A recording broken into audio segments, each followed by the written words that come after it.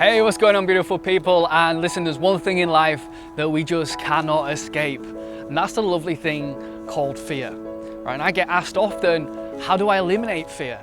And listen, it's the wrong question to be asking because it's always going to be there.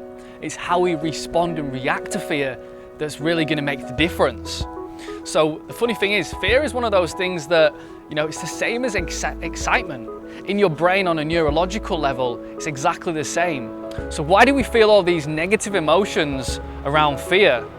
Yeah, and it's to do with the stories that we tell ourselves.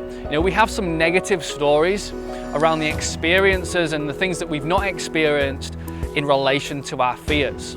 Right, so I hope that makes sense. It's the stories that are creating the perception that something is bad, that something is dangerous.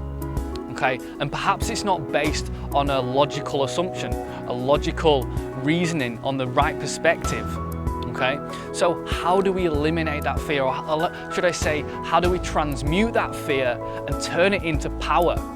Okay, because like I said, fear is just the same as excitement. So how do we take that fear, and how do we reframe it? Because listen, we've all got stories around various different things, experiences, situations in our life that we want to avoid. So whether it's you and your business, as entrepreneurs, we get encouraged to go after the things that we're scared of. And me personally, I've jumped out of a plane many times and got my license. And it's one of those things that I was incredibly scared to do. And I reaped the rewards and benefits from going out there and doing it. So when you actually have something that you're scared of, you've really got to take a step back and become aware of the feelings, aware of the behaviors, aware of the thoughts going on in your head. Because, when you look at those from a different perspective, you can often find that they're false thoughts. You're just making them up based on particular assumptions. So when we get anxious, when we get fearful, we tend to go into that fight or flight mode. We're using the back of our brain instead of the frontal lobe. Okay, so we don't have the logical reasoning power that we usually do. And we can't imagine a different world, right? Because when we're using our reptilian brain, that's all that exists to us in that particular moment.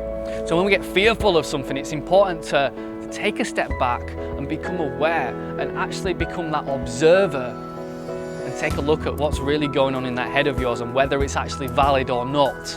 And then we can also visualize a positive outcome, visualize what it would be like if we were to succeed, if it wasn't a fear in our way.